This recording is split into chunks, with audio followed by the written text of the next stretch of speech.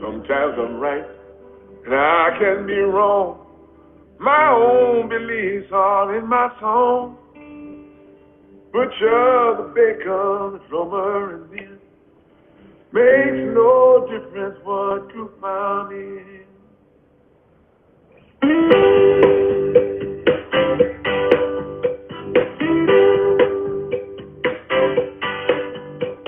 But sometimes I'm right, and I can be wrong. My own beliefs are in my song.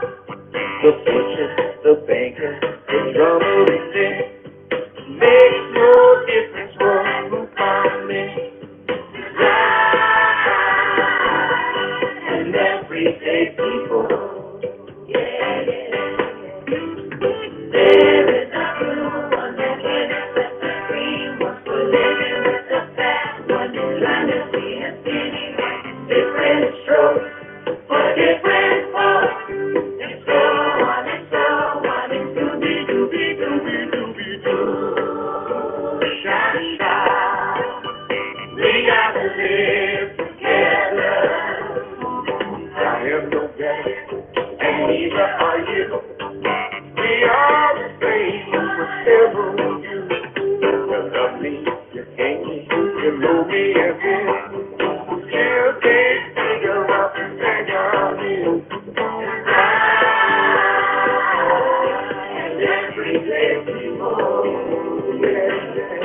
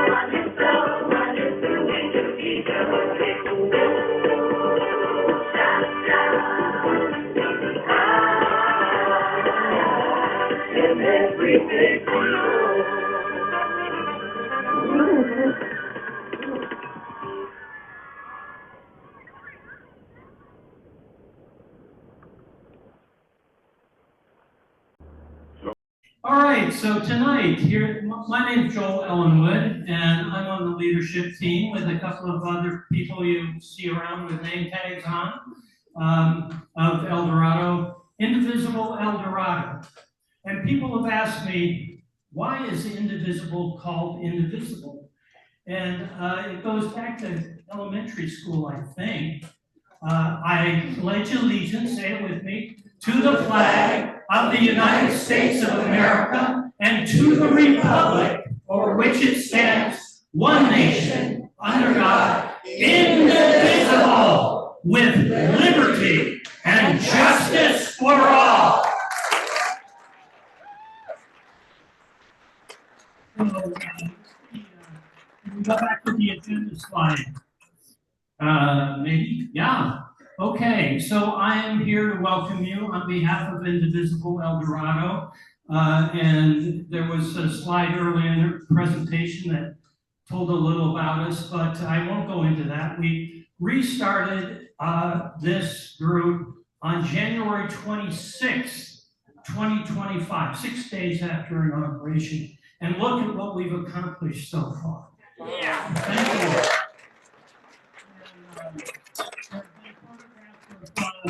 Some of the events that we participated in or sponsored leading up to tonight. And I would also like to ask our co-sponsor, the El Dorado County Democratic Committee, to welcome you as well. Michael?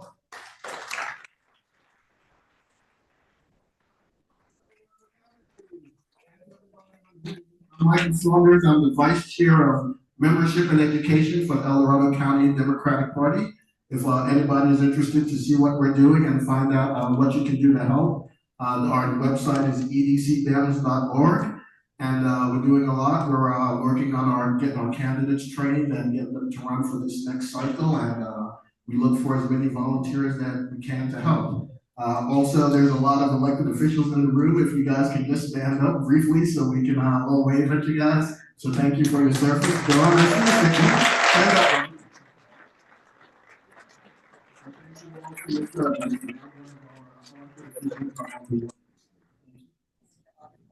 Thank you. And I just wanted to point out that Indivisible El Dorado is a nonpartisan group.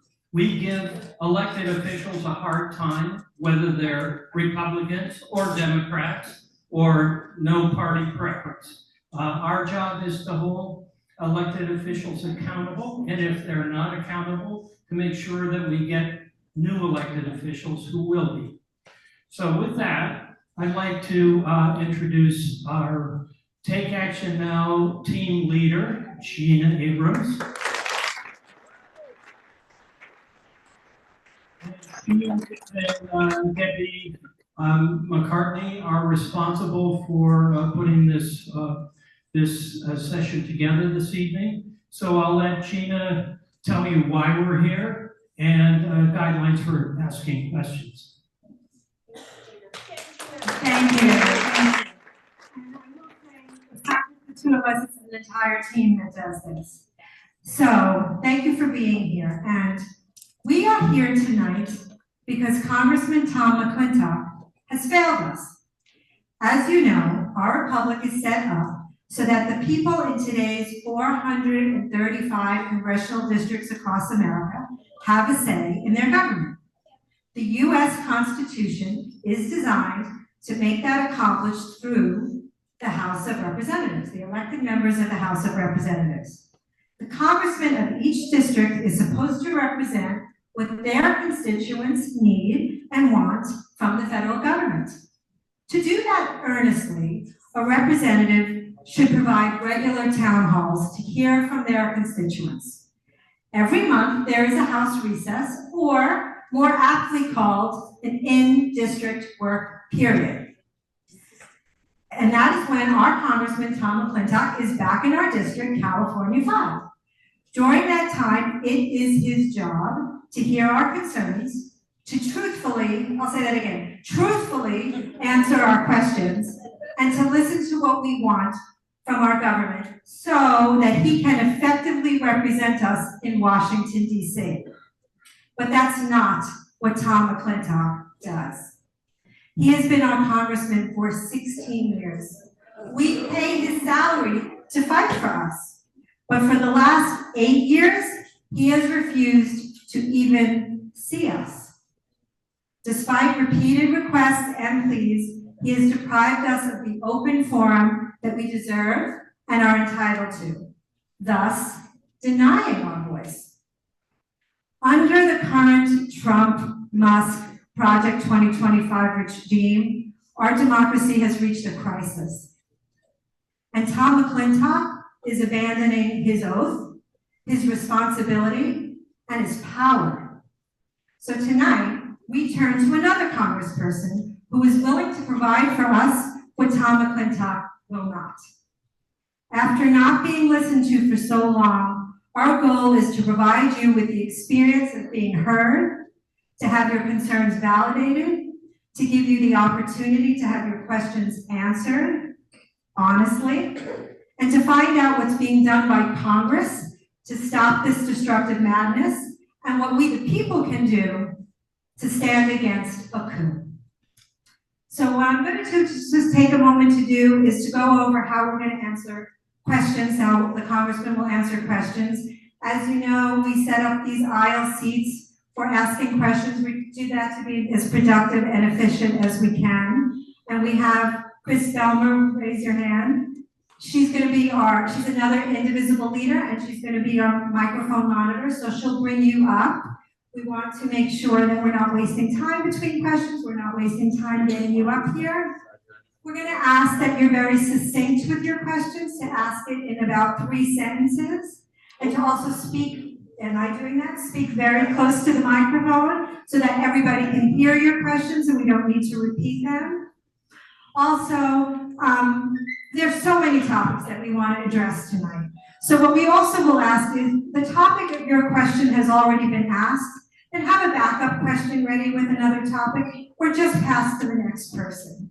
There'll be someone on deck behind you, so there's not wasted time.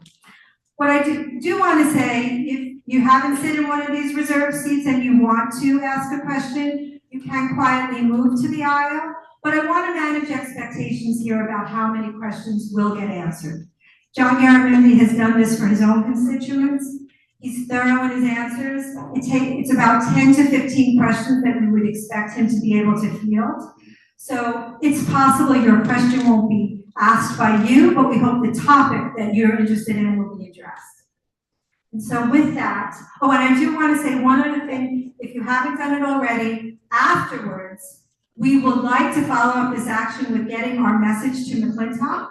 So take the time afterwards, when we think you'll really have a lot to say to McClintock, to write a postcard and leave it for us, because the most impactful way to deliver that is in person, and that's our intention, to deliver a lot of postcards in person. And so with that, I am going to pass this to another indivisible El Dorado leader, Debbie McCartney, who co-leads World Caucus with Chris Baumer, and she's going to introduce our guest.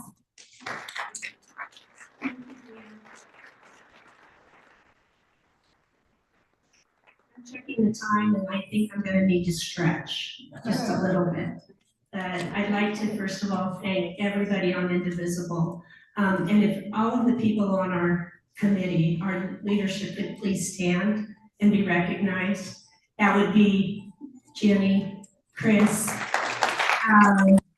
Michelle, Ray,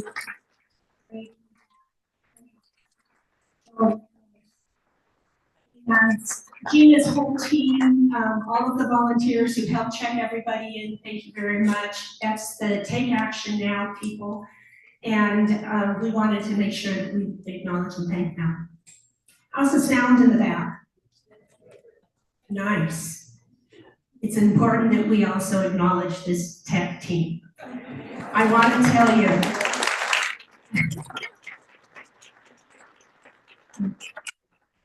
Chris, thank you, is gonna get us connected with Congressman Garamendi. And how many people are online right now, Chris? Currently 66. 66 people again joining us from throughout California 5. Thank you. We have 2 gentlemen taking pictures. Mark. So I've been meeting a lot of people doing this, and I'm not very good at names, but I want to thank him. And he brought along a friend, Blake. I'm just going to do it that way. Thank you.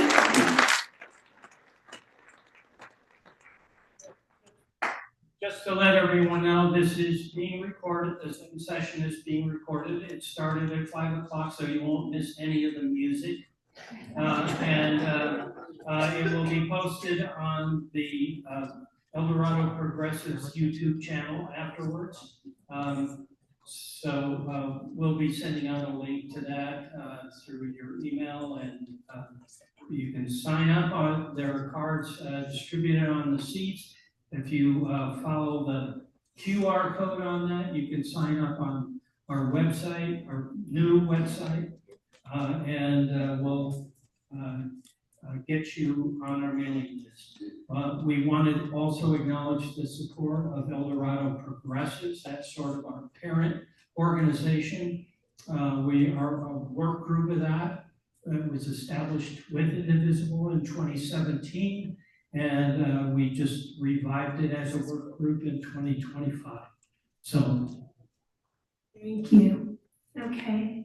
So when Gina asked me if I would introduce Congressman Garamendi, I said, Gina, you're such a good speaker. Would you please just do it? And she said, well, you know him better. And I said, well, that's probably true. I'd like to let you know that I've known Congressman Garamendi my whole life. He remembers me being an infant. I remember him being a football player at Cal. One of my first memories of John and Patty, his wife, was at their wedding, and I was the flower girl. And it was really fun. I was the youngest of 7 kids, and I had a lot of hand-me-downs, but for the wedding, I got a new dress. And it was just a fabulous moment. And I really looked up to these two old people. But I was about 5 or 6. John and Patty will celebrate 60 years of marriage this year.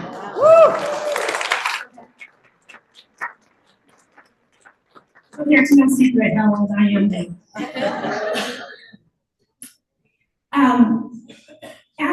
After they were married, they took the call from President Kennedy, that call to service, to public service, and they served 2 years as Peace Corps volunteers in Ethiopia.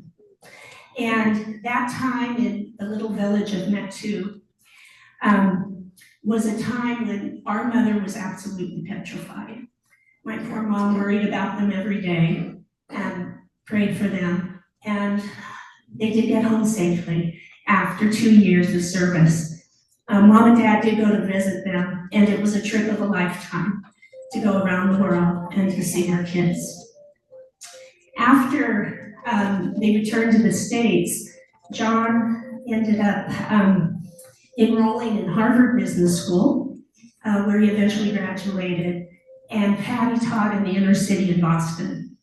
And it was at that point that we had a real exciting thing happen in our family. The first grandchild was born.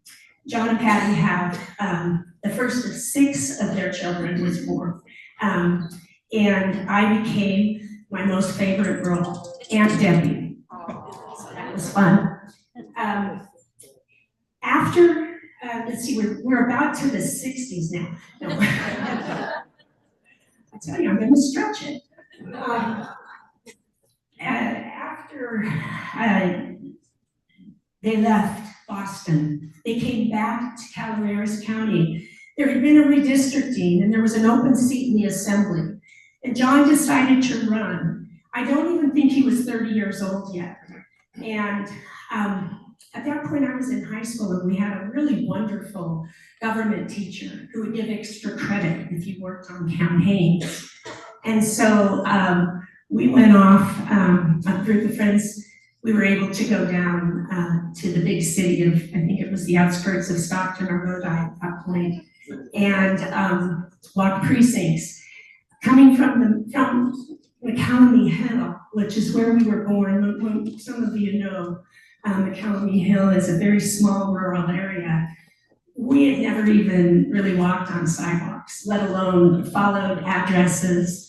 And it was a new learning for my friends and I. I'm gonna switch pages, I think, onto the next page. Do you all see the resemblance? When I was back in DC, some of his friends would say, "Hey, you know what? I think your older sister's here." I was like, "Are you kidding me?" Anyhow, I think we got to him running for assembly, and then Better lighting.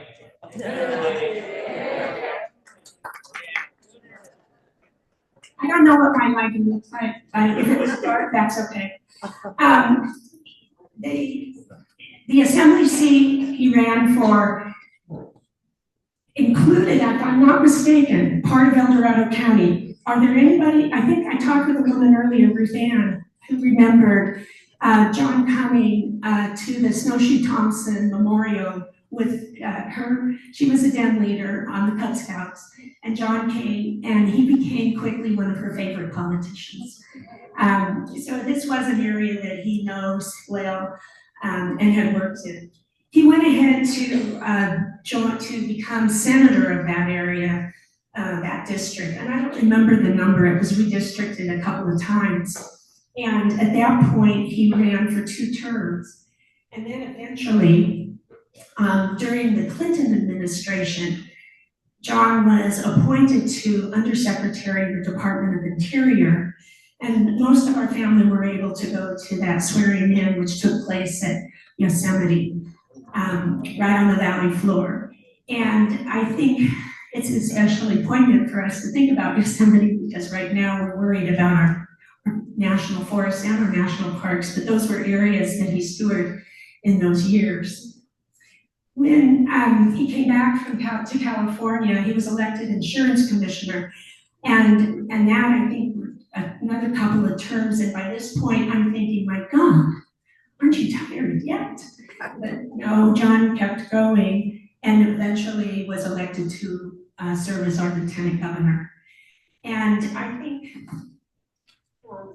when he decided to run for Congress, I think everybody was a little surprised that he would leave California because he loves it here so much. But he represented initially an area in the North Bay area. Currently he's representing an area, in the North Bay. But before that it was Valley towns up Highway 5. And dealt with issues that sometimes weren't particularly friendly to Democrats. And so he's used to working across the aisle, and he's used to working in red districts. And when I asked him if he'd be willing to come, Indivisible asked him, but I asked him as well. And he said, I'd love to help. And I think that's where it's about. He does want to help. He recognizes our moment. And for that reason, we appreciate him so much. How are we doing? Is he there? And if he isn't, then we call him. Sisters on the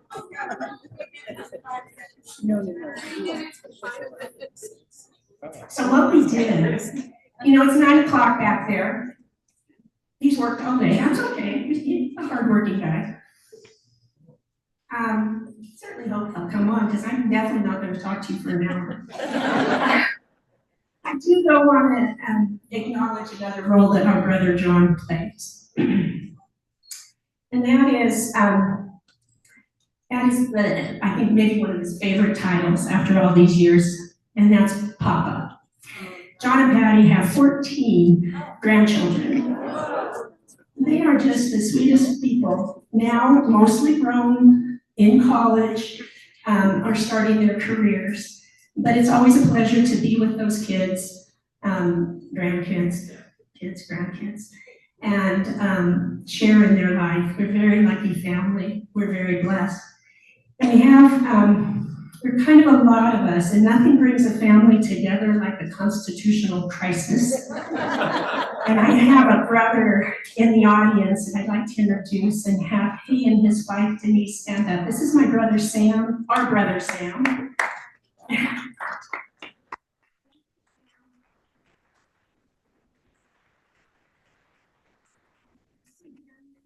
Our cousin Tim McSorley, and some of you may know Tim. He used to work up here in El Dorado. And my partner is here too. My husband Kevin McCartney is here, and Kevin has hung in here with the Garamendi family for almost 50 years. So thank you, Kevin.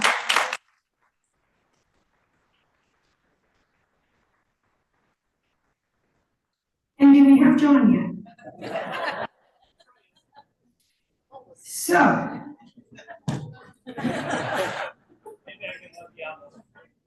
So the 5th district, thank you, Debbie.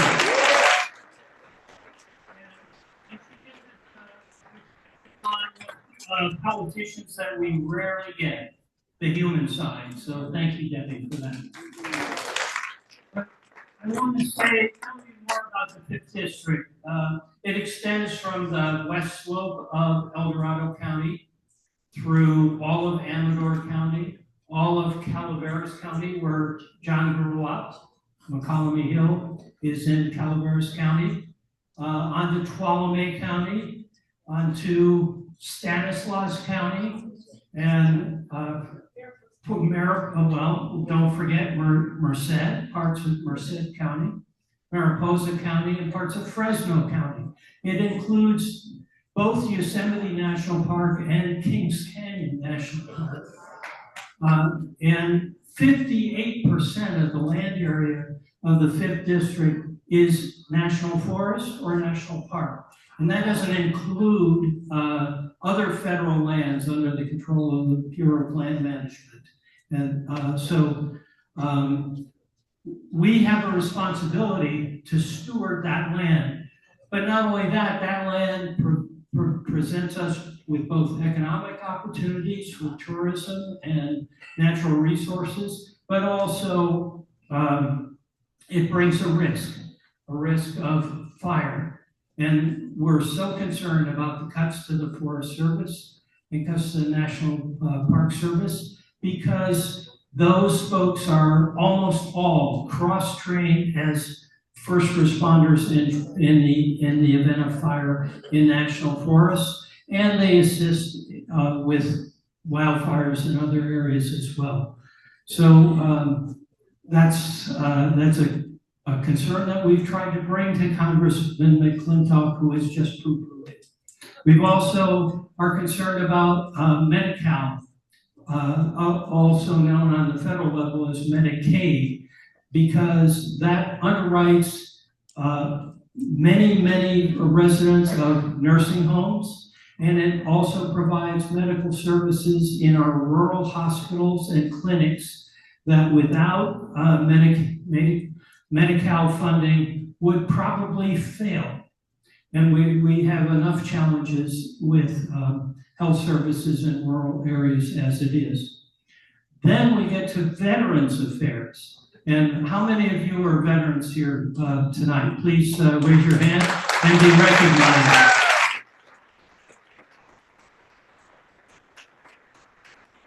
So, we all know about the cuts to the VA, the funding freezes, the hiring freezes, which have thrown services to veterans into absolute chaos.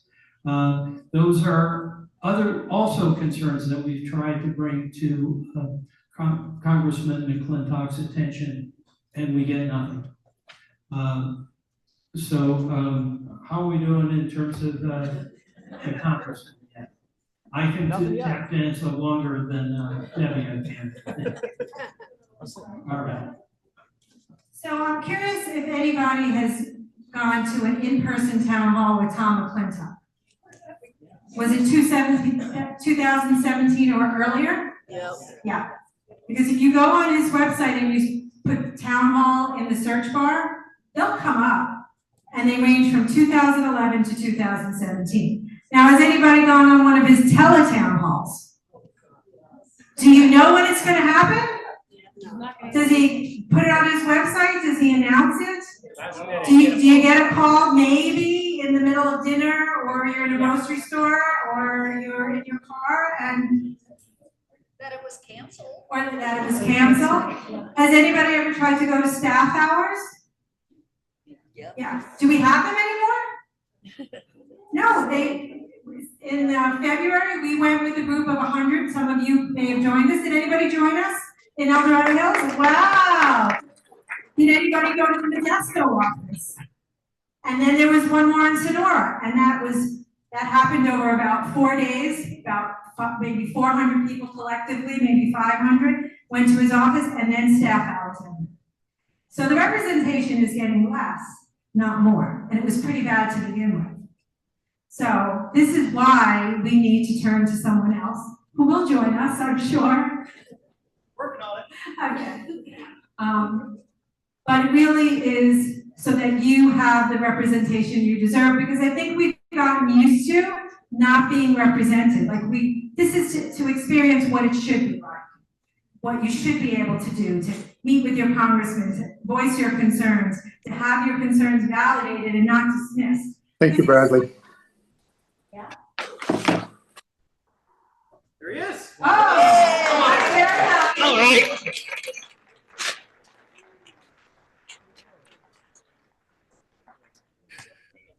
Maybe we should introduce her. Still. Is he good? Yes, all right now. John? Hi. Good evening. Darn it, we saw him for a minute.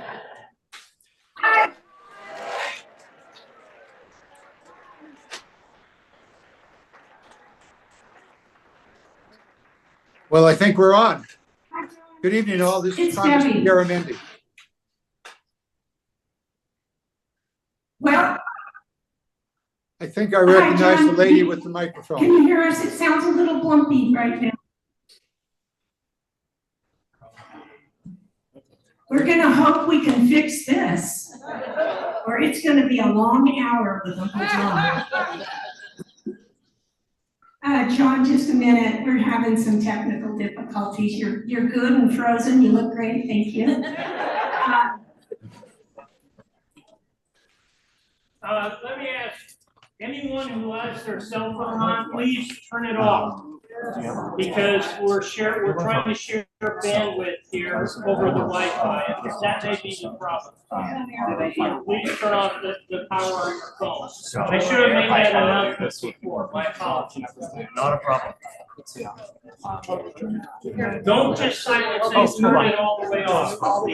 Is he moving? Anyway, Oh my gosh. Switching to network. Okay, John, we've done some introductions here, we've done some stretch, and we are ready to listen to you. We welcome you from El Dorado County and from indivisible El Dorado. It is my pleasure to introduce, along with my brother Sam, our visiting Congressman John Garamendi. Thank you, John. Well, good evening, all. I think I heard an introduction. Yes, all of us are technologically challenged, and it appears as though we're actually going to make this work. So I'm delighted to be with you. I am very, very excited that indivisible El Dorado County is up and operating. We need you. We need men and women and girls and boys and even dogs and cats all across this nation that are doing exactly what you're doing tonight. I know you've done in the previous days. So before I go any further, why don't you let me know that you can hear me? I hope you could see me. So clap if that is the case. Well, I didn't hear any clapping, so I'm not at all sure that you're able to hear me. There you go. Okay. I really needed applause to get my energy up. So here we go. You know, and I know that we are in a very challenging, very, very dangerous period of time. The Trump administration is totally out of control. They are creating chaos in every possible way. Today started off with tariffs on everybody in the morning. Then by noontime, there were tariffs on nobody except for China. And that crazy back and forth is rattling the international economy. I'm not going to spend much time on that other than to say even Trump knew that he was doing something that was terribly, terribly wrong. And he's trying to back out of it. He'll try to get out of it gracefully. My guess is he'll stumble as he backs away. But nonetheless, what I really want to spend time talking to you about is what he is doing here in our state, in our counties, in our homes, and across this nation. When he signed on with Elon Musk and gave Elon the keys to the government, set in motion was one of the most destructive things that have ever occurred in the American government since the Civil War. Trump and Musk set out to basically destroy the workings of the American government, things that are necessary for the day-to-day functioning of the government so that it can function on behalf of you and I, the school systems, the hungry, the poor, the medical systems, even the military. They set out by just rampaging through the various governmental functions and willy-nilly, sloppily, and stupidly reducing the number of employees in the federal government without any thought. Now, I've done this in the 1990s when I was Deputy Secretary at the Department of Interior. Clinton and Gore decided it was time to reinvent government. We were called into the executive office building. The president came in and said, you listen carefully what the vice president's talking about here, and then you go get it done. We then began an 18-month process at the Department of Interior and every other function of government. Patty was over at the Peace Corps, and we went through carefully what it was that we needed to do, what our job was as defined by law and executive orders, current and past. And over that 18-month period, we used the process that was outlined in government. And we did that. We rearranged the Department of Interior. We reduced by 10,000 employees and then got those 10,000 employees other jobs in government that were expanding as their duties and responsibilities were increased and others were decreased. We did that the right way. We didn't do it the Musk way, which is to take the chainsaw and just cut through everything without even caring what it was that was hurt. I'm sure you have the list in front of you. If it's food, first of all, USAID, which I've spent 60 years of my life working on, and Patty the same, just destroying it. And in doing so, destroying the ability of the US government to provide food, to provide medical care, to provide early warning of various contaminations that are occurring and various illnesses that are occurring in wide parts of the world so that we could prevent them from ever getting to America. We don't want the next pandemic. It's only 15 hours away from Africa and about the same distance from Southeast Asia. Those elements are gone. They're no longer there. And then they went after the U.S. Department of Agriculture, which supplies food for the school lunch and the school breakfast programs, and ripped that out of the Department of Agriculture. So those programs are gone. People are hungry around the world. People are hungry at our schools. Our students are hungry. All of that is happening. As if that's not enough, they went after Education Department and literally shut it down. So what are we going to do? Oh yeah, not to worry. The Small Business Administration was going to take care of it. Really? After you take 10,000 people out of the department, out of the Small Business Administration, it is chaos everywhere. And those effects are now in place. And why are you gathered tonight in El Dorado County? Because you have a representative that doesn't give a good goddamn about what's happening. He is a yes vote on anything and everything Trump wants. He is lined up. And even before Trump arrived, McClintock was all in on cutting government willy-nilly anywhere and everywhere, providing no services whatsoever to his constituents. Take care of yourself. That's his mantra. Well, you're going to take care of him. You're going to run him out. You're going to get us somebody new in there, at least wants to represent the people of El Dorado County and beyond. I know you're also from Nevada County, and Kiley is no different. He speaks a little softer tune. He makes a few good moves here and there, but he is all in. So why am I still in this suit at 9 o'clock, 9:15 at night? Because I just got off the floor of the House where we successfully stopped the Republicans from putting onto the floor and onto the president's desk the reconciliation program for next year's appropriations.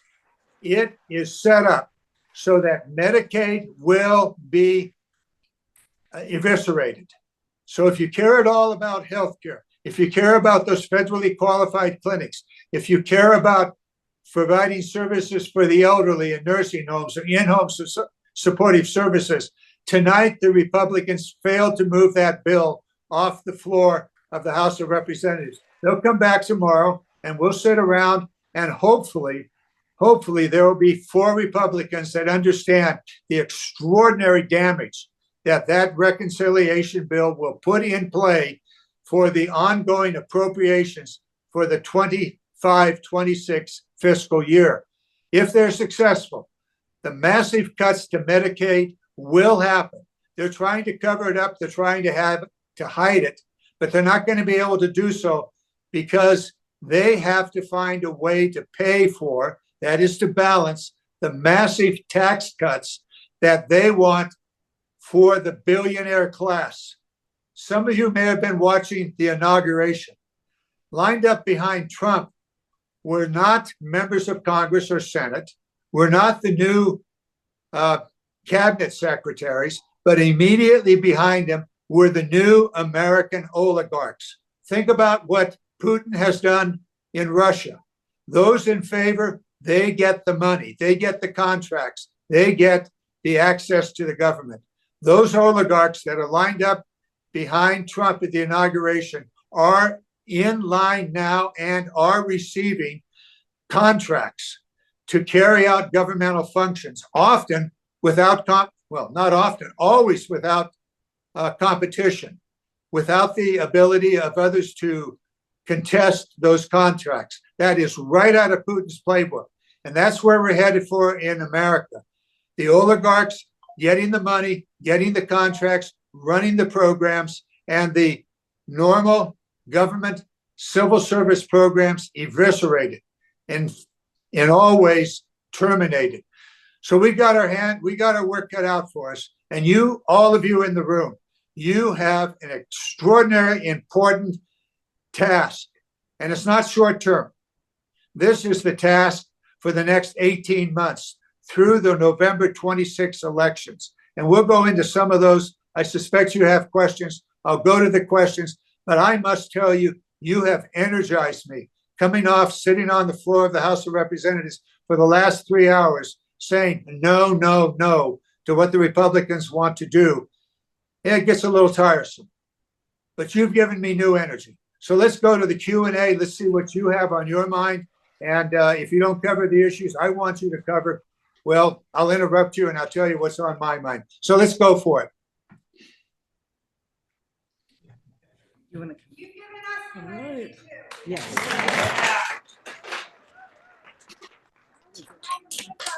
No. Tonight. Yeah. Please make it loud, speak into the microphone, and hopefully be able to hear your question. Ready, set, go. Thank you for coming here, Congressman Don Wolfson, Kevin Park. A brief comment and a question. I've looked at the demographics, and the Democratic Party has lost voters to either non-voting or voting for the grifter, and you need to figure out how to get men and working class voters and minorities back. That's my comment. My question, 15 years ago, the Supreme Court passed the Citizens United decision, which Tom McClintock believes is freedom. And we now see a bunch of billionaires having bought their way into our government. There is and I know this is mostly symbolic right now because the Republicans have everything, but there is an amendment in the House Joint Resolution 54, which would overturn that and the doctrine of corporate citizenship, corporate constitutional rights. I would really appreciate it if you would take a look at co-sponsoring that bill. I know it's not going to fix anything today, but long-term down the road, maybe it will. Thank you. What is the number again? The number, House Joint the HJR 54. Thank you. And Representative Jayapal is the lead. I probably know what the subject is. I rarely memorize the 2,000 numbers that come with the resolutions. What's the subject matter? It's stating that money in politics is not First Amendment protected speech and that corporations do not have the same constitutional rights as human beings. Okay. Yes. Yeah, I'm very much aware of the problem. The specific legislation, there's been several bills dealing with that over the last, actually 6 Congresses, the last 10 to 12 years. Here's the problem. We got a Supreme Court that says anybody, anywhere, with any amount of money can engage in political action. There are restrictions on how much money individual candidates can take. Those are in place. But what that Supreme Court decision opened up was unlimited contributions to special committees. And that's where we are. Yes, this is an important piece of legislation. Yes, I support it, have in the past. However, given the present makeup of the House of Representatives and the Senate, it has very little chance of passing. Nevertheless, we should push it as far and as fast as possible in anticipation of what you're going to do in the next 18 months and other organizations, Indivisible and others around the nations will do. And I'll come to that at some point in this conversation. But the dark money, the big money is what is the trouble. We see that it doesn't always work. Think back on the Supreme Court race in Wisconsin, Minnesota, and in which all of Elon's money created a serious problem for the Republican candidate that already had plenty of problems. But basically, we ran against the money. And the public understands that money is, particularly massive amounts of money as Elon put in. It makes it very difficult in a campaign, but where that is known early enough, you can use it as a campaign issue, which was used successfully in that Supreme Court race. So you're right, we ought to get rid of it. Can we overcome the Supreme Court decision? Possibly. We may have to go beyond that with the constitutional amendment. Chances of that, slim, but you got to play the game. I'll take another question along the way. I'm not sure I've answered it completely, but thank you very much. Extremely important. Dark money, major problem. We've seen it. Now, let's be clear about this. The Democrats also use dark money. We have our own campaign committees, and so we play the game also. We'd like to think we play it more straight up than Republicans, and I'm sure we do. But nonetheless, both sides use it, and it is a basic problem. One thing we might think about here is something that was commonly discussed in the 1990s and before, and a little bit in the 2010 period, and that was to eliminate all campaign contributions and go to public financing of campaigns. I think that is a much better way to go. Can we get there? Only if we try. I'll take the next question. Hi, I'm Mark Jager from Cameron Park. Trump has been threatening the takeover of Canada and Greenland and Panama and saying that military options aren't off the table. And Representative Michael Magaziner has a proposal to ban all congressional funding for military action in those arenas. Do you know the status of that? Is that coming to a vote? Two very important questions. I'll try to get to annexing Canada. As near as I can tell, the Canadians think that's a really bad idea. And the Liberal Party was in deep, deep trouble. It appears as though Trump may actually elect or be one of the principal reasons why the Liberal Party may win now in Canada. No, I think the red states are going to learn that should we annex Canada, their population would place them in the top 10 representatives in Congress, top 10 state representatives, and the red states representatives would fall further behind, and the power of the red state senators would be diminished by at least 2 Canadian senators. And if we're going to come with Canada, why don't we take all the 5 provinces and bring in 10 Canadian senators? So yeah, they're going to figure out it's not a good idea. Trump may see the wisdom of shutting up and going elsewhere. With regard to Greenland, I met last night with the Danish ambassador and his team, and also had an opportunity to meet with the Greenland representative here in Washington. We have an additional meeting planned probably following the Easter recess, where I'll sit down with the Greenland representative and get a very good reading on how Greenland sees this. It appears as though they think it's a particularly bad idea, and certainly the Danes think that it is rather an overreach for the United States to tell Denmark to give up and move on. However, Greenland is a strategic place. Very quickly, all of Russia's northern fleet, and particularly their submarines, go between Iceland and Norway and Greenland and Iceland. And so those two passages are of extraordinary importance on the national security side of it. And so in a very brief conversation last night, I said, there are other ways that we can deal with these security issues vis-a-vis Greenland. And by the way, rare earth is readily available in the United States. The issue with rare earth in the United States is not access to rare earth. We can get that in the United States, we can get it in Canada, and many, many other places in the world.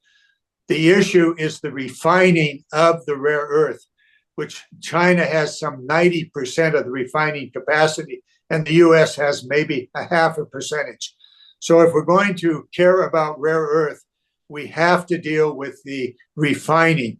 Could be done in Canada, could be done in Mexico. The trade, the MCA renegotiations that Trump did in his first term would provide us with the opportunity for refining north and south of our border, as well as within the United States. So that's where the real question lies. It's not in getting the rare earth. It's in refining it and then using that in the various ways that are necessary for a modern economy. So I think I went through two of your questions. I think I may have missed the final piece of it. If not, speak up now and I'll get to it. Otherwise, we'll get to the next question. Well, the question is about congressional funds for military action against Iraq. Oh, okay. We are in the early stages of the next National Defense Authorization Act. Today we had the testimony from Admiral Paparo, the Indo-PACON commander, as well as a testimony from Strat Forces and Space Force and the Northcom commander. There are many, many things we need to do to deal with the Russia-Chinese threat, which is real and which is growing. However, we need to be smart about this. Many people, including apparently our Republicans, have given up thinking about deficits, and they think unlimited money is available. To go back to the tax cuts for billionaires, which will add about $4 to $6 trillion to our deficit over the next year, and $0.5 trillion every year between, well, $6 to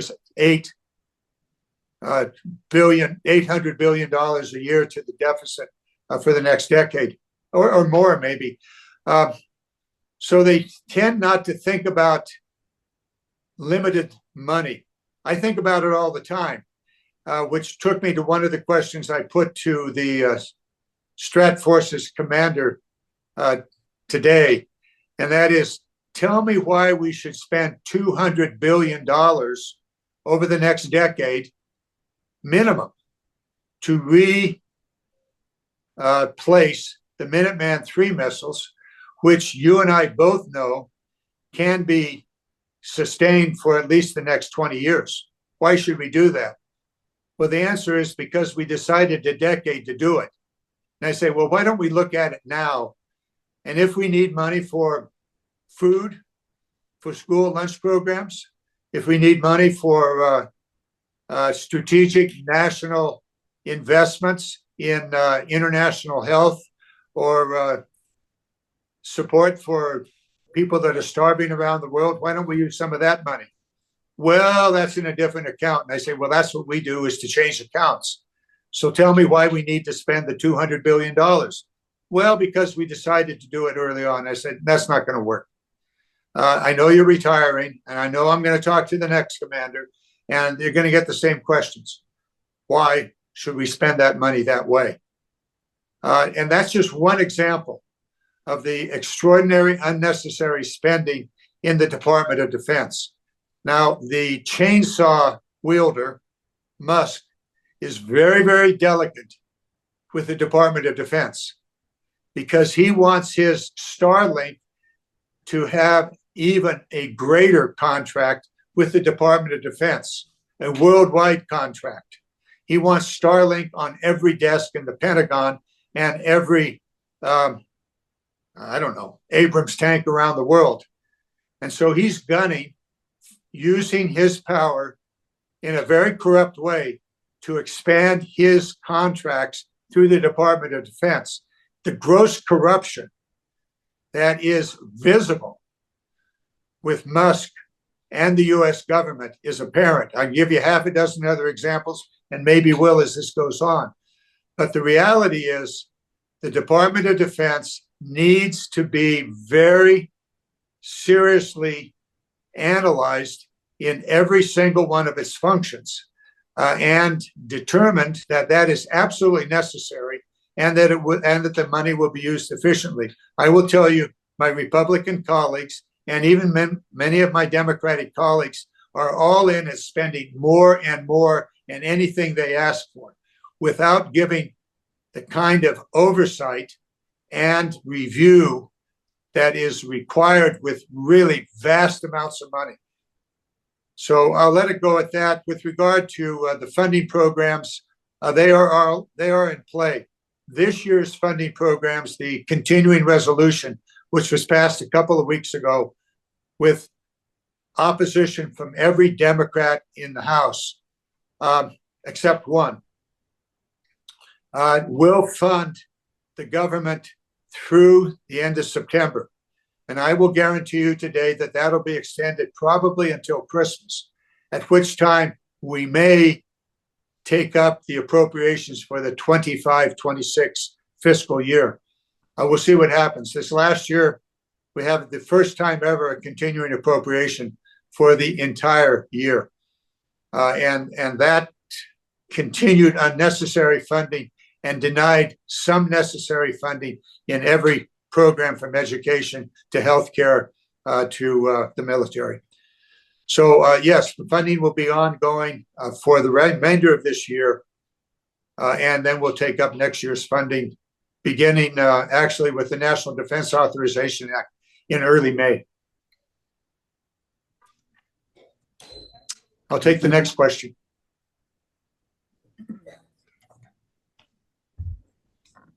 Thank you for your time tonight. I'm Jeanette Maynard from Shingle Springs. Today's 90-day pause on tariffs for most countries except for China was somewhat good news, but I don't trust him. And I bet most of the world doesn't trust him either. King Trump is a loose cannon. So here's my question. Does Congress have the power to stop the president from waging these crazy tariffs?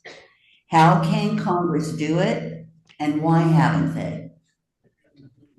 Excellent question and a very wise analysis of the stupidity, the chaos, and the, I don't know, you add another 5 adjectives here and we'll inadequately cover the chaos that Trump has created. Also, along the way, I think there's a reason that Trump wants to gut the SEC, because right now, at least in the previous administration, the SEC would be taking a very close look at who bought stocks between 9:30 in the morning here in Washington and 1:30 in the afternoon when the actual announcement was made. If you look back, you'll see that on Truth Social, Trump signaled that he was going to do something about tariffs. Rethink it. 3 hours, 4 hours. 4 hours then passed, and he did it. He pulled back all of the tariffs except China, and then loaded up even more on China. Somebody bought a whole pile of stock in the middle of that and made billions of dollars. Who was it? I'll go back to the fundamental. Why is Trump doing away with the oversight of the federal government on stock transactions? Why? Well, use your imagination. Your point about trust is extraordinarily important. Our allies, and again, last night I talked to 6 ambassadors. We had a dinner, we had an opportunity to sit around the table. They do not trust Trump. They know that he will change directions maybe 2 or 3 times a day. At least every other day he will change directions, and therefore they can't count on it. Bottom line is the United States cannot be secure, militarily or economically secure, by ourselves. Yeah, we're big, we're powerful, we're the #1 economy, although China's catching up in both military as well as economic status. But the reality is we're the big one on the block. But Trump has positioned us that we cannot be trusted to stay the course. And he has managed through the tariffs and even in his first term to push our allies away. He did this with NATO. He all but destroyed NATO in the first 4 years, giving Putin an almost clear path to invade Ukraine, full-on invasion. Now, Trump has been successful, and the Republicans has been successful to saying, oh no, that happened in Biden's administration. But the setup was actually in the Trump administration with the near destruction of NATO. And clearly, Biden came into office with a NATO that was falling apart. Now, to Biden's credit, and mostly to the credit of the European Union and to NATO, it was quickly put back together after the Putin invasion, which Ukraine stopped on its own as the tanks were rolling down from Belarus into Kyiv. Thankfully, Ukraine was successful, and the war went on from there, and that's a longer discussion. But the reality is that Trump came in with a very unified NATO. Finland and Sweden saw the writing on the wall, saw the writing on their borders and said, oh my God, we've got a problem. Russia is back in power. And we all know coming out of this war with Ukraine, Russia will have a significantly more powerful military and a military industrial complex, which they have managed to rebuild in the last 3 years. And so NATO has to stand strong, and we have to be with them. And guaranteed, Trump is going to go back as he did before and do everything he can to weaken NATO, raising in some of our minds that he's far more interested in cozying up to Putin than he is to our allies, who have been with us ever since the end of World War II. This is a major international issue of profound importance to us, both in terms of the military and in terms of our economic security. And that's where the European Union comes in. Much more to be said about that. But what we have to do as members of Congress, and what I will do in the week following Easter, is to go east, to go to those NATO countries, to go to Denmark, to go to Finland and to Norway and say, hey, we're with you. Congress is with you. On the Armed Services Committee today, Democrats and Republicans were very clear. Yesterday, actually, when we had Eurocom commander in, we're with you. We're with NATO. And regardless of where Trump is going, at least on the military and on the foreign affairs committees, we are all in to support NATO. And we'll do that personally in the week after Easter. And there'll be other legislative congressional codels going to the various NATO countries with a similar message. Trump will be Trump, totally untrustworthy. And now every nation in the world, including Russia and China, know that he's likely to change his mind between coffee and lunch. A very profound problem for America and for our allies that we're going to have to deal with for many, many years ahead. Good question. Thank you. Thank you. Thank you. We're going to take the next question from the chat. Okay, so let's take, so this is one of a lot of questions that are asked, the same ones on chat are Excuse me, please grab that microphone and cuddle up to it. Okay, well, can you hear me here? I'm kind of away from it, so hopefully they This is, can, he's on this one. all right, As loud and as close as possible. I can hear you though.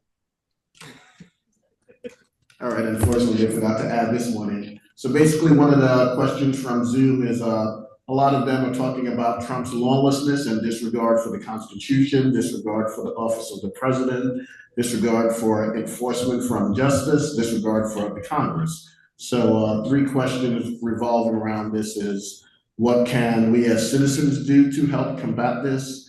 What can our Democratic leaders to do? Because a lot of people are frustrated. It looks like our Democratic leaders are doing nothing. And what can we do to galvanize the GOP to be responsible as well? This is similar to the previous question, which I skipped over. That is, what can we do to regain power, or regain the constitutional power of over taxation? From the very beginning of our constitutional government, tariffs was the first tax that the new constitutional government used to raise the necessary revenue. And that was basically the revenue source even through the Civil War. That changed in the 1900s with the income tax and other taxes along the way. The power, Congress has the power constitutionally over tariffs. It is explicit. We gave away that power in a law that Trump is using, an emergency power that dates back to the previous, well, actually 2 centuries. He's using that emergency power to do his tariffs. There's a legitimate issue of whether there is a real emergency. The answer in my case is no, not that would conform with that particular law. Nevertheless, the Senate is moving a piece of legislation that is specific to Canada and tariffs in Canada, and it regains the constitutional power on tariffs for Canada. I would like to see that expanded. I don't know whether it will make it to the Congress, and his chances in Congress with the present power structure in Congress is it's not likely to move. Although we did successfully deal with an issue that is of importance to women everywhere, and particularly to women in Congress and the Senate. We have the good fortune of having many young women in the Congress, mostly Democrats, a couple of Republicans, and they have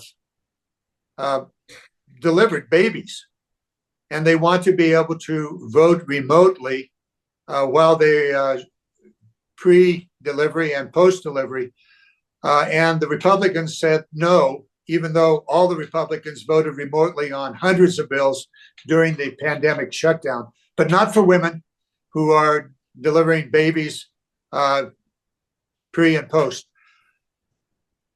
That issue came successfully to the floor with a special opportunity that we have to get 218 members. That required 6 Republicans to join with us. So that issue is alive on the floor of the House. The timing is such, we'll probably take it up after Easter. The Republicans attempted to kill it with a rule motion, a procedural motion. They failed. So it'll be up and down vote on that after Easter, the recesses. Now that's what we can do with the tariff issue. We're beginning that process on the Democratic side. Can we get to 218? It's difficult. It may be possible. The tariff issue is going to continue to rumble through, causing a lot of consternation, Democrats and Republicans. Maybe we can take it up.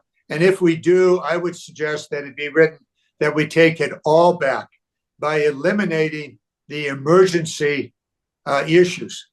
I'm going to take this a step further. There are some 50 emergency laws on the books that the president can use to overpower the constitutional authority of Congress.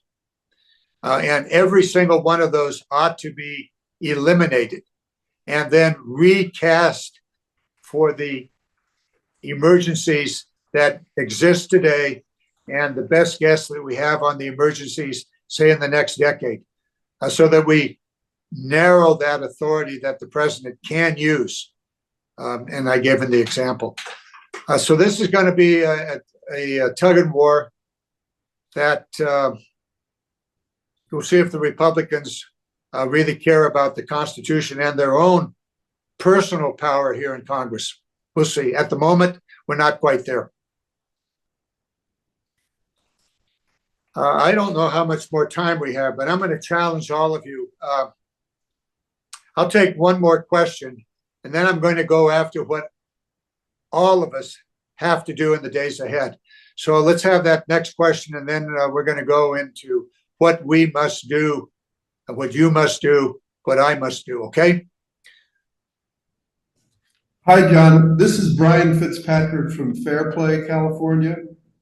50 years here in El Dorado County, and we have yet to be successful with a congressional candidate. We've come very close with a couple. So we could use your experience and your advice on how to be successful and take advantage of this next congressional election. I noticed your gray beard. I don't know if you were around in 1974. But if you were, In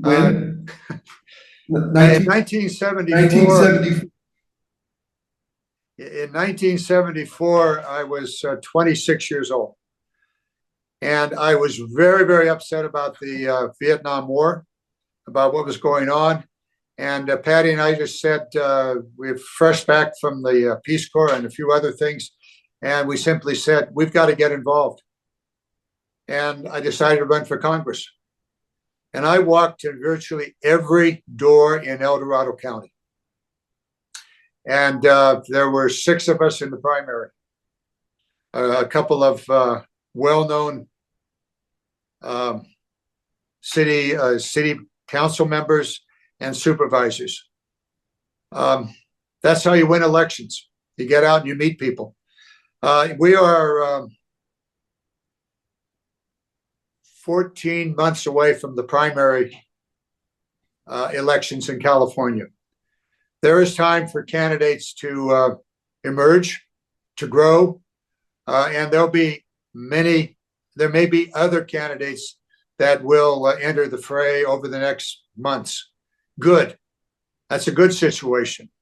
And I'm going to take it back to, so what do you do? What should you do? what should all of you in the audience do?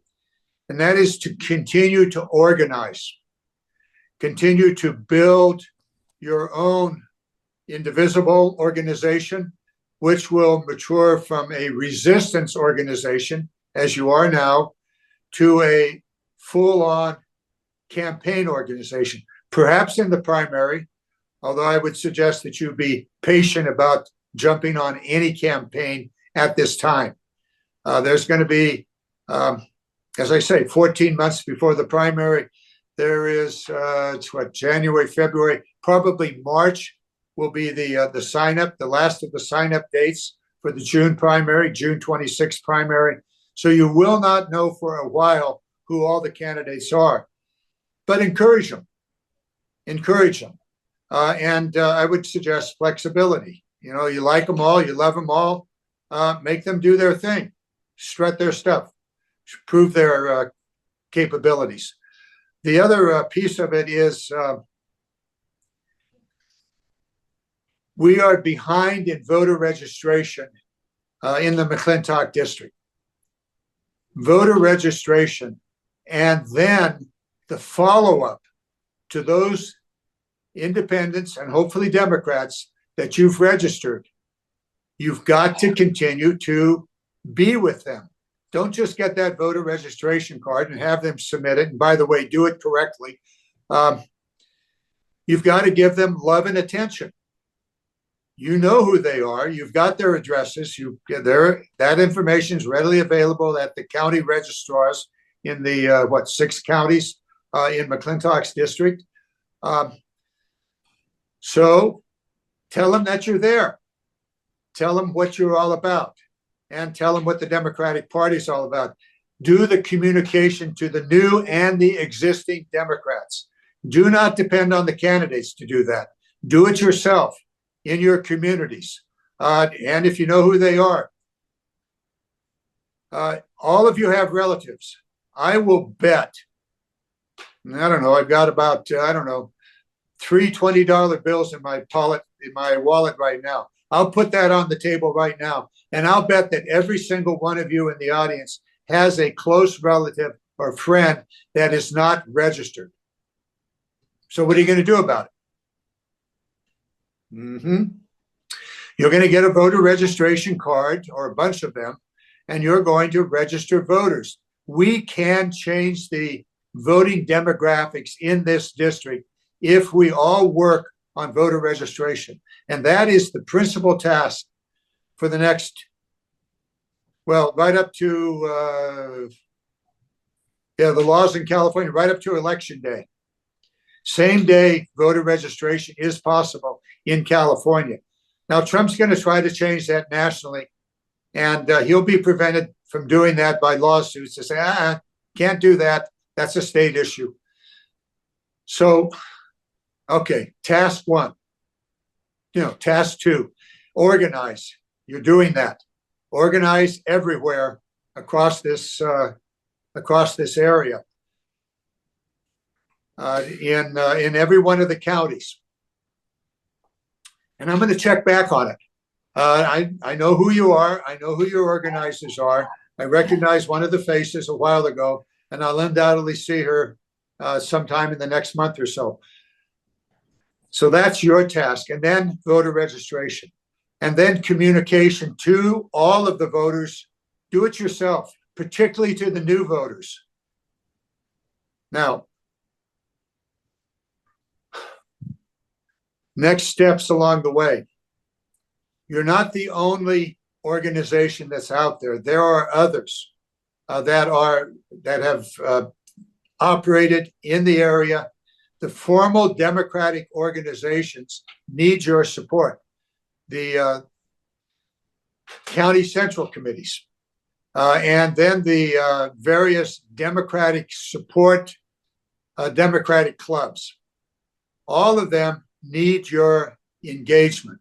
You've got Indivisible, and I wouldn't recommend, and I'm not saying for a moment that you lessen your active involvement with Indivisible. Keep it going. But at the same time, shave off a little bit of time for the formal Democratic organizations, central committees, and the clubs. they count because they then provide the votes for the state party at the convention, which is coming up soon. You want to have your voice at the state party convention. I will tell you now that the McClintock and the Kiley seats, and to some extent the LaMoffice seat, are going to be ignored by the state party because they think it's a no winner. And they only want to work where they think there's a win. But you're gathered tonight and in your previous meetings and in your future meetings to change that dynamic. And your voice at the state convention and at the DCCC, the Democratic Congressional Campaign Committee, will be heard through the state party, through those clubs, and through the central committees. So do not ignore those. Spend time and energy supporting them and perhaps engaging as you could or find appropriate. Okay, John, just a you second. make your comments, and I want to come back with one more on my side. Excuse me, I'm going to interrupt John. It's Deb. I wanted to let you know that the people online are members of the the other 7 counties in McClintock districts. We've reached out to every Democratic Central Committee. They've joined forces with Indivisible. Every county now has an Indivisible, and together we're working on what's called California 5 Unite. It's underway, we're meeting, we have a website, all of you. I'm gonna talk to the audience for a minute, sorry to upstage you, John. I just wanted to make sure you. No, I could hear you. I could hear you. Okay, and I just want to also let you know that there is a new website, California 5 Unite. CA5 Unite. CA5 Unite. Okay. And .org. Thank you. And thank you all at home who are watching on the Zoom. We appreciate you being here. Thank you. Well, consider my remarks as supportive of what you're doing and providing additional motivation to continue what you're doing. The organizing is critically important. You've got to put energy behind it, and I know you are in the process of doing that. So we're in agreement on that. Now, I want you to also help us develop a positive message that works at the kitchen table. Now, that is a place that is overused in our political discussions, but it's also real.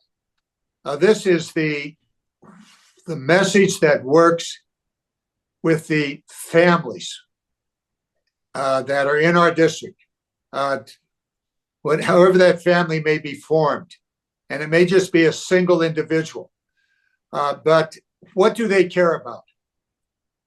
I had a discussion again last night about this. I'll put these out there because we need, as Democrats, to develop our positive message. I have been after the leadership in the House, Hakeem and others.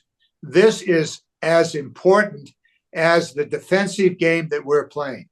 The defensive game is going well, although we've had some setbacks in the last day or two with the Supreme Court. But nonetheless, we're pretty good on the defense. And I've already spoken to a couple of defensive things that we're able to do in Congress, even though we don't have the majority. Your work may help us have the majority in 2006. So what's the positive message? What do the voters in the 5th district really care about? Last night it was suggested 3 things. Healthcare. Well, I've already spoken to it. The gutting of Medicaid, which, okay, we won't go into all the details there, but wow, That's a big one. And other healthcare issues would fall into that same genre. Economic opportunity. This is one of the 5 E's that I've used forever: the economy, environment, and education. So economic opportunity, not in the big sense, not in the sense of what we talked about with the meltdown of the U.S. economy and the stock market. Important, but is that really a kitchen table issue? Maybe yes, maybe no. But help us define that economic issue for the kitchen table. And the third one is let me just go back. I'll think of the third one in a moment. Healthcare. I want to go to the environment, which was not one of the issues. The economy, jobs, healthcare. You provide the third one here. 4 is getting to the outer edge. We need to define the Democratic positive message. And I want you to think about that. And I want you to take this issue to the kitchen table. Take it to your relatives. Take it to, I don't know, whomever you're talking to, and say, hey, what do you think is important here? We do not have that yet, and we're going to need it for the campaign. I've got half a dozen things that I could put on that right now, but 3 is good. 4, maximum 5. It's too much. So help us define that message. You already have a structure in which you can work this out and come back to us, to me and to others that you're working with in Congress and in the Senate. But we're going to need that soon. We'll probably stumble along for the next 2 or 3 months, but by June, July, we're going to have that honed, and we're going to have to repeat it over and over and over again over the next, through the November election. It'll change a little bit along the way, but we have to do it. And we're not there. We do not have a positive message yet. Okay? I'm going to leave that with you, and I expect to hear back from you. Know that I will continue to work with you on the 5th District, and if you want to expand into Kylie's or anywhere else, I'm all in. I want to make sure that we make it happen. And so I'll do whatever I can to assist you in what you are already doing. Over to you, and I don't know how much time we have, but my clock says it's at the top of the hour, and I was told an hour. And if you want to go for another 2 hours, you're going to be on your own, because I've been at this 14 hours already today. Yeah, it's late there, John, and you've had a long day. So everyone here really appreciates the time. Well, I will close with this. I appreciate your appreciation. But what I really appreciate is the 200 or 300 that you've assembled there tonight. That is the power. You are the power. So please use your power and know that I'll do whatever I can to assist you along the way. And I will engage other members of Congress as you go about your work. Thank you for the evening. Thank you for your determination. Thank you for changing the political landscape in the 5th District and really throughout America. You can do it. And I want you to keep in mind the chant of the farm workers. This goes back 50 years that I've worked with them. And their chant is, si se puede. Si se puede. Yes, we can. Go for it. Si se puede. Good night. Si se puede.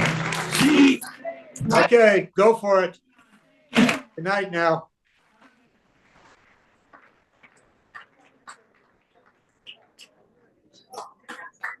You're welcome to leave, but we'd like you to stick around a little bit and give us some comments and some suggestions as to what we should be doing going forward here. Next slide. Slideshow. Coming to it.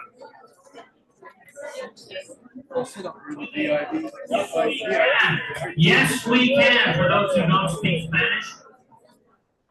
You wrote a postcard completed for us, but how was that for you overall? Thank you. We'd love to hear your comments and suggestions.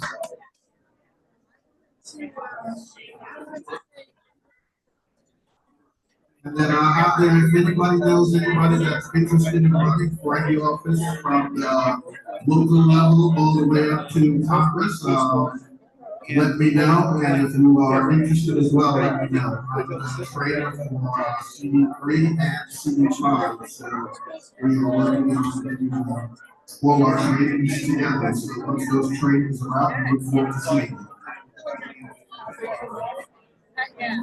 So here's how you can get in touch with us. We have flyers on your chair for you to sign up for Indivisible El Dorado. Here are some other ways to get in touch with us.